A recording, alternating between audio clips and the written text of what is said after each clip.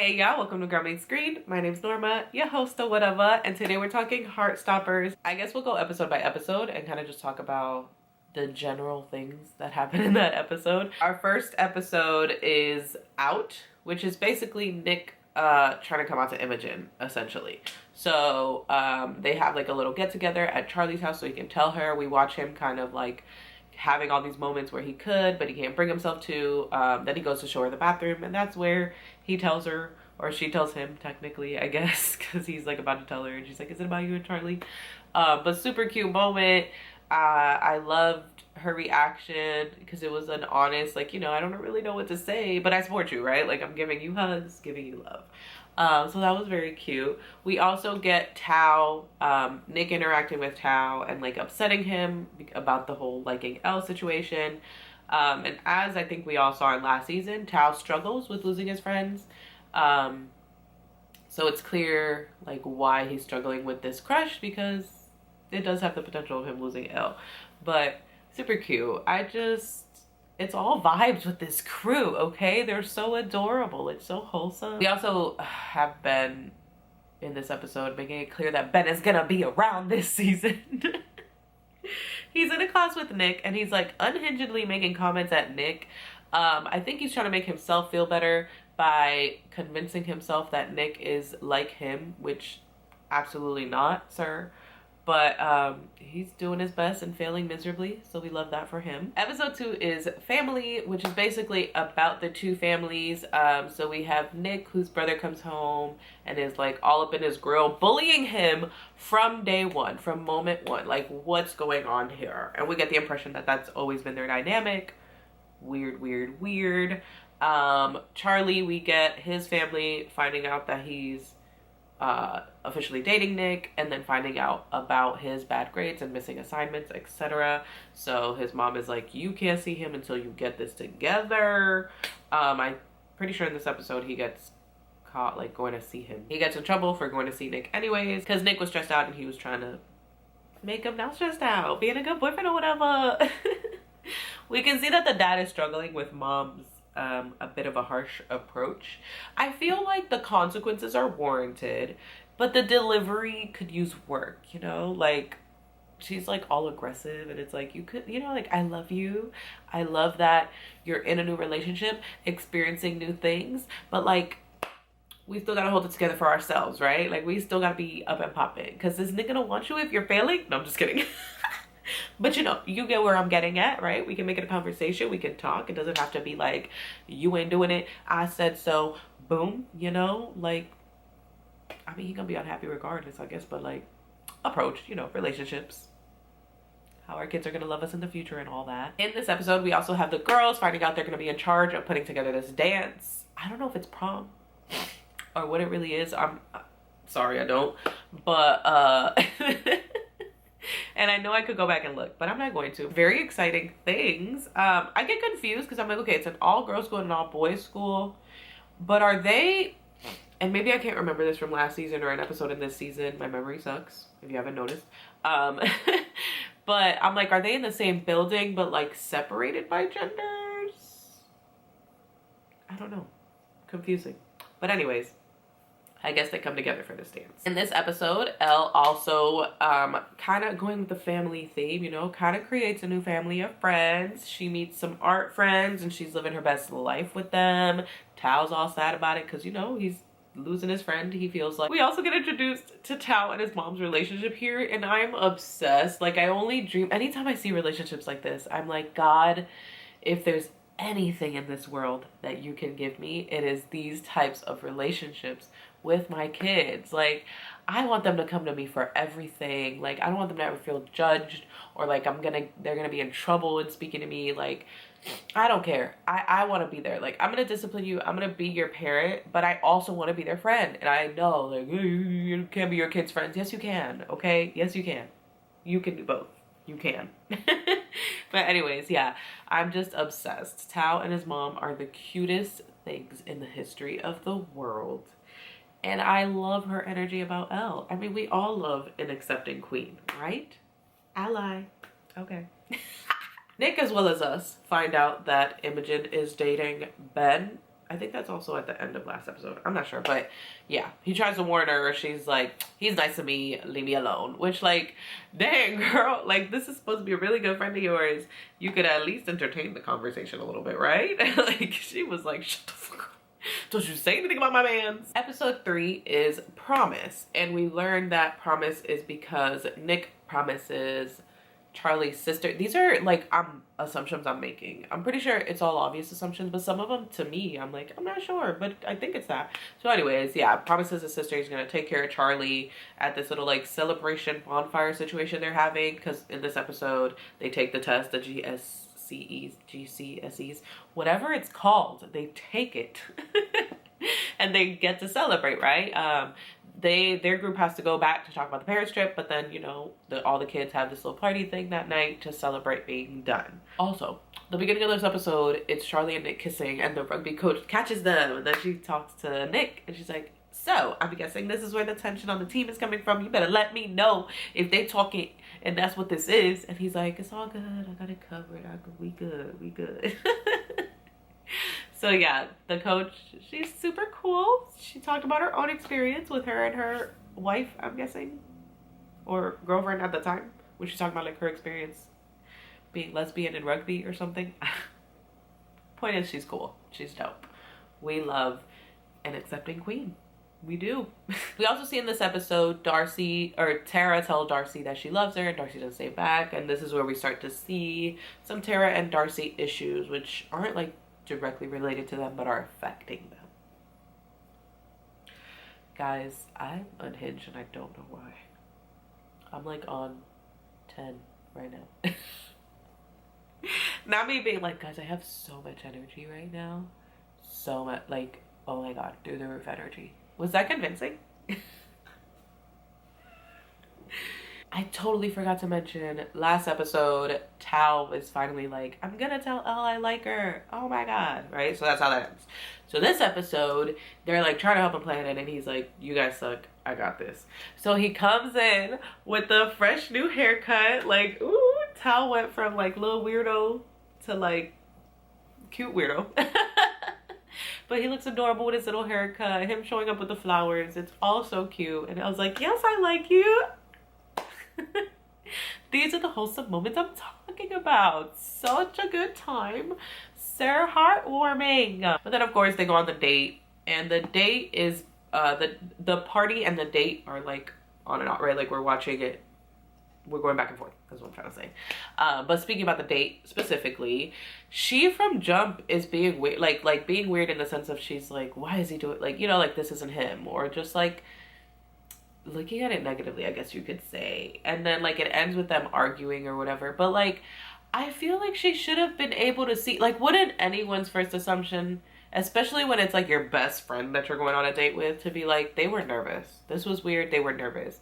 And I feel like she was just addressing it so, not aggressively, but like bluntly, you know, like almost mean, or like almost like why are you so upset about it, is what I'm trying to get at, right? Like you could have easily just talked to him like you do your friend, to be like, you know, what's going on? Like, why did you pick a movie that I like and you hate? That makes no sense. Obviously I want us to both enjoy the date. And she does say that, but it just seems kind of like, I don't know how to explain it. Like the energy just wasn't right, and I feel like it didn't create a comfortable moment for him to like be able to express his feelings, to say, you know, like, I'm nervous, I just really want you to like me, like I'm just trying to, you know, I don't know, she was just a little bit of a jerk about it, but I mean, you know.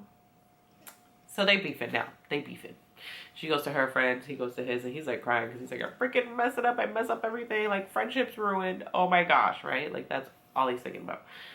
She goes to her friends and she's like, it just hurts, I just really liked him. And they're like, I mean, he was just trying to impress you. She's like, I don't want to be impressed. And it's like, well, girl, calm the hell down. I mean, it's kind of normal for him to do that. All you had to do was have a conversation with him. And then in the end, we have one of my favorite scenes of the season. Nick is at this party. He's freaking out because I think he was planning on telling his friends there, but he just like couldn't bring himself to. So he's basically having like, I don't know if like panic attacks or anxiety attacks, but he's like zoning out. Like it's starting to really affect him. And him and Charlie get lost in the crowd. He sees Charlie's sister and she's like, dog, you don't keep your promises, do you? He's like, I'll find him. As he's trying to find him, he's got like Harry and friends in his face, and Harry's like, dude, what the hell? Like, what's the all in his face? And then Charlie comes through and he's like, Henry, he doesn't want to talk to you. Piss off. All freaking snaps for Charlie. Charlie was like, come for my mans, okay? I don't fight. I'm a scaredy cat, but come for my mans, okay? And he lets him know. He said, I'll fight anyone who's mean to you. I can't fight, but I'll figure it out for you, okay? So adorable. So, you know, Nick's like, I'm feeling well. He takes him home. And they just have a cute little moment. And he tells Nick, you know, like, it's okay. Like, come out when you're ready. There's no rush on my side. Like, I get it. I want this to be a good experience for you. Because as we know, it was not the best experience for Charlie. We're on episode 4 now. And this one's called The Challenge. And I'm pretty sure it's because Nick and Charlie start like a challenge. Like, whoever kisses the other first loses or whatever. So this is basically the start of the Paris footage, the Paris scenes. I don't know, they're in Paris, okay? We have our 2 teachers, Mr. Farouk and insert name here because I can't remember. They're manning the trip. It's so funny. Polar opposites. They're a vibe. They continue to be a vibe, but we'll get into that. In this episode, we have Elle giving all the sass to Tao. But then he gives her his little apple, you know, they have their little apple juice moment, and she's all smiles. So I guess that thawed her little heart, her little frigid heart. Just kidding, but she was being a little bit aggressive about it. He's just, poor guy is like heartbroken about what's happened and how to fix it, and she's like, I'm moving on. But it tracks, you know, it tracks. Elle and Tao want to go to a museum, so they send them off to, you know, do their little thing. We are all excited about that, right? Okay, then we have Ben being Ben. Imogen, baby, you're the only one shocked by this. You're the only one not understanding what's going on, babes. And I hate that for you. I really do. I really do. So she's talking to him. He's ignoring her. She's like, what the heck? He looks over. He sees Nick waving at her. He tries to pull her close, and she's like, the hell are you doing, dog? Like, is this a joke? Just kidding. So then she leaves with Nick, Charlie, and crew, and she's off on the Paris adventure with them. The teachers have brought them to dinner. Imogen is watching Ben talk to Charlie when he hasn't talked to her. So she's like, what's this about? Are you obsessed with him? What's going on? Why are you obsessed with him? And he's just like, what the heck? She's like, you know what? I deserve better. We're done. You know, she gives the whole spiel. Ben calls her a B word, and to our surprise and shock, Harry is like, dang, you didn't need to call her a B word. Like, what the heck is that about? And I'm like, Harry, is that you? So yeah, we've got Harry turning over a leaf. We've got Ben being Ben, to no one's surprise. We got Imogen telling him off. The people letting him know that he's a bit of a butthole. Sorry if you can hear Miss Rachel in the background, but I'm not getting up to put the volume down, so love that for you guys. This episode is also where Nick notices Charlie's like eating habits. Did he notice them before? He might have noticed them before, but this is like where he really notices, because he's not like eating the actual food. Moving right along to episode 5. It's called Heat, and I'm pretty sure that's because of Elle and Tao's kiss, but also because Charlie passes out, and so it's due to like the heat and this whole situation with him not eating. We start this episode off with a hickey. Nick and Charlie were making out in the last episode. Nick got, you know, had a little bunsies with Charlie's neck. So of course all the students are like, who did that? And there's only one other gay kid on the trip. I forget his name. Him and Isaac have a thing. So they're like, oh, it must have been him. It was him. And he's like, it wasn't. Like, oh my God. They all get split into pairs for some activity, some Paris activity. Nick gets put with Ben. Ben proceeds to try to be like, you ruin everything. And he's like, bro, you don't even like them. You're an asshole. We have this scene where, once again, Harry is up in here being a good person. Like, we love that for him. We do. Nick and Charlie are like up on this balcony thing, and some of the guys look up and they're like, oh, so Nick, was it you who gave him the hickey? And he's like, and what if I did? Are you jealous? I'm not gay. And then Harry comes. He's like, oh, leave him alone, guys. Let's go. free. We love it. We love it. We love to see it. We get a very cute scene with Tao and Charlie's friendship. Tao, you know, letting his feelings out about the whole Elle situation. Charlie giving him beautiful advice. Doing a lock together. You know, all the cuteness. We love this friendship. It's adorable. Like I mentioned, Charlie's not eating, so he passes out. They make sure he's okay. Get him a sub to eat. He's eating now. This is where he has a conversation with Nick about his ED. Trigger warning, I guess, for anyone who just like doesn't want to hear about it at all. But talks to him about his ED and how like he just some days feels like he needs to control it more than other days. It seems he struggles when there's like a lot going on in life, like a lot of stressors. To me, it's clear that he's struggling not so much with like, oh, Nick won't come out and so we're a secret, but almost like he's like Nick's feelings are being projected onto him. Like, not that Nick's projecting them, but like basically he's feeling for what Nick is going through, and I think that that's got him like kind of where he's at. I know, I'm sure, like obviously he wants him to come out and like wants to be open out in the open boyfriends, but I think he's more understanding of Nick's situation than like just like, you know, pissed about mainly that. Episode 5 ends with them taking the trip away from the group without permission to go see Nick's dad. And so we go into episode 6 with that, which the dad like ends up getting a call and is like, gotta go. And I hate scenes like this. You know, there's always that scene with the dad where like the kid's trying to connect and the dad's like, oh, sorry, gotta go. And I'm like, that's never made sense to me. Cause like so specifically in this scene, they're sitting down to eat. You're telling me that whatever you were called for has to happen like right this second. Like you can't spend 15 minutes, you know, like, I'm so sorry something came up, I'm gonna sit with you guys for a little bit and talk and then I'm gonna head out. You're just like, gotta go right now, even though you're like in Paris and came all this way to sit with me. I gotta go. Like, that just doesn't seem to make sense to me. And it clearly wasn't an emergency. It was just like a work thing, which is like, again, it's always like this work thing or this thing they have to, and it's like, it's not an emergency because it wasn't like your wife calling to say she was in an accident. So like, why do you have to quickly leave, right? Like, you could tell the person like, no, I'll be there in like 20, you know, or gotta do something and then I'll be right there. This episode is called Truth or Dare because that's a game that's played at the party later in the episode and things are discovered. Let's get into it. It's Tara's birthday, so the kids are throwing a little party.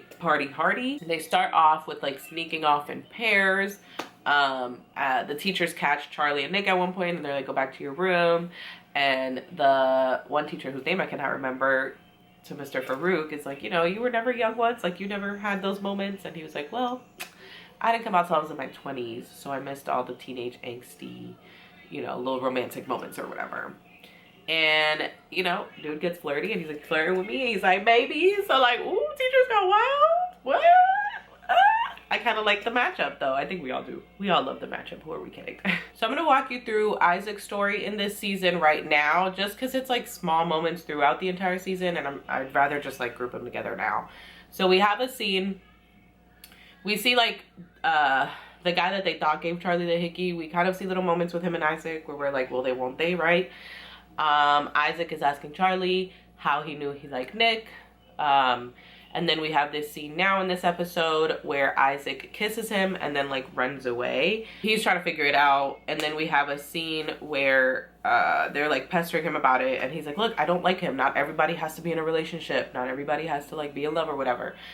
And basically, essentially, we see that he I think he speaks to someone about a book they wrote or a book they're like, it was a book about asexuality. And he speaks to someone briefly. And so I think that's where he makes the connection that that's what's going on with him.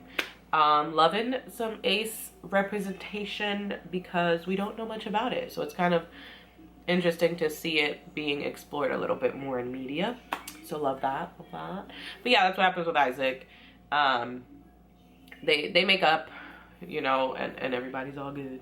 Back to the party, we have Harry and his friends trying to get in. They leave it up to Charlie. Charlie says like, no. I don't know. I was kind of like, well, I mean, he has redeemed himself, But I will say the apology did kind of seem like a joke. You know, like he was like, I have said some homophobic stuff. I know better. I will never do it again. It was just like, I don't know. You know, it could have been more sincere. So hopefully that means in season 3 we'll be seeing something there. I would love to see them become friends again. Like, yes, he was a massive jerk.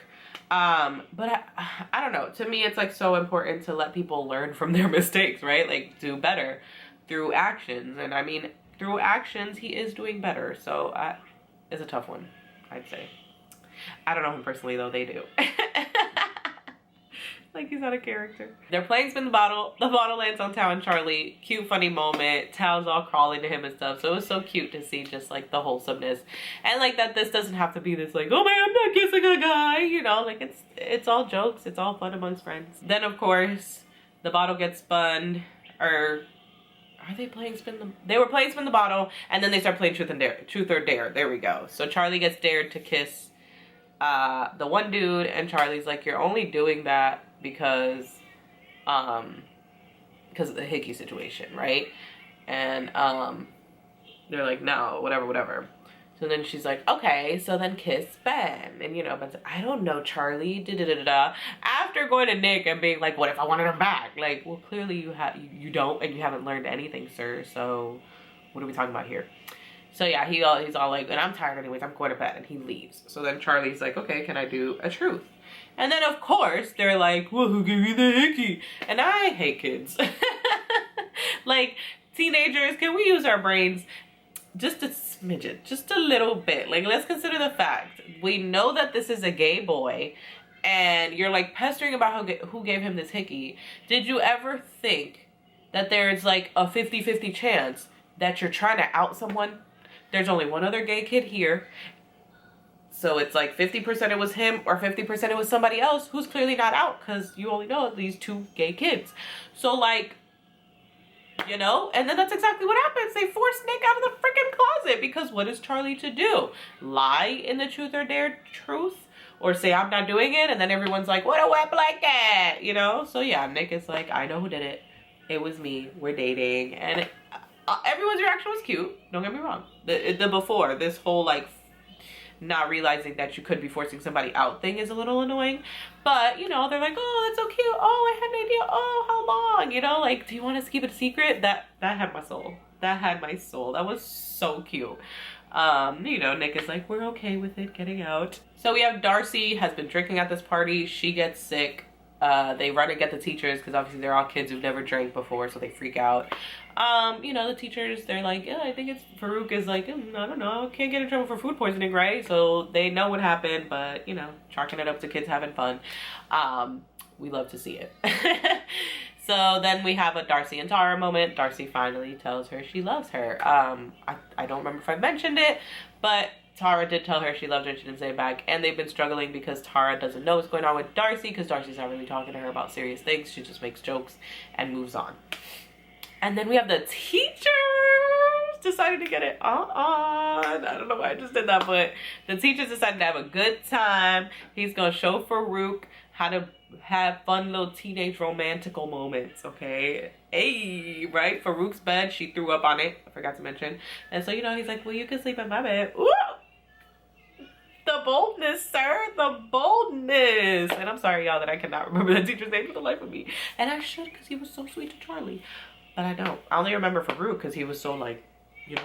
Episode 7 is Sorry, and that's obviously related to this whole debacle with Nick's family that happens in this episode. Of course, we have more Tao and his mom cuteness. He tells her they're dating, and she's like, or that they kissed, whatever. And his mom's like, dance party with you.